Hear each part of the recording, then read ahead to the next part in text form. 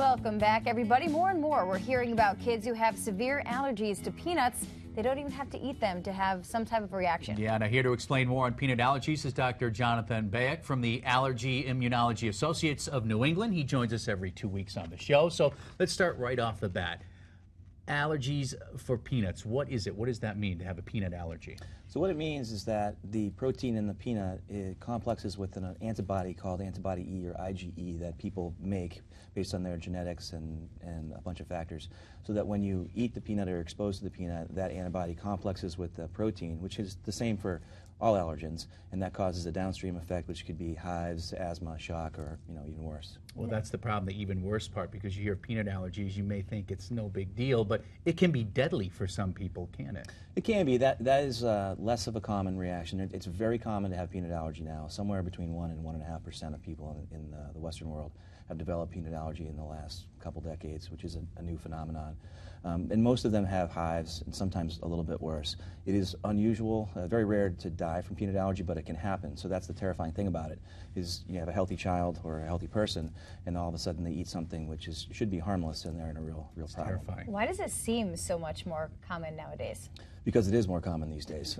Before 1890, there really wasn't, we talked a little about this a couple weeks ago, there really wasn't a lot of allergy, there wasn't any allergy in humans, but because of the way that we live and the hygiene hypothesis. That's right, back to the hygiene hypothesis, which is pretty well accepted.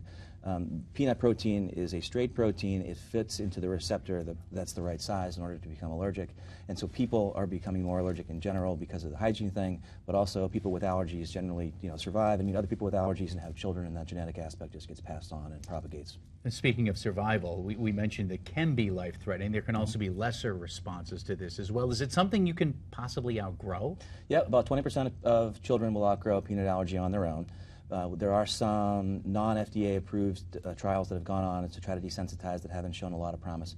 There's a new drug or a new technique that may get approved that has to do with putting a patch of peanut protein on your skin, and it stays every day for several years to try to desensitize, and that has promise, although it's not ready yet. That would be huge. How it would else be huge, yeah. would you go about treating this? So unfortunately what we have for food allergy now is avoidance.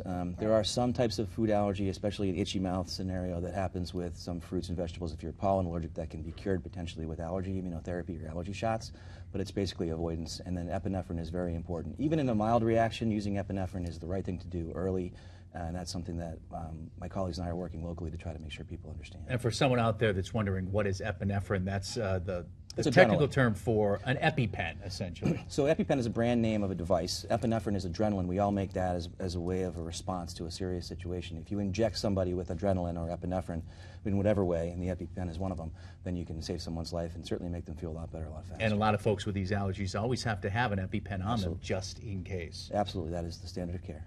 All right. Thank you so much, Dr. Bayuk, for being you. here today. Doctor, good to see you as always. You too. Thank you. Affecting so many people now. We appreciate your information. Thank you. Coming up next, our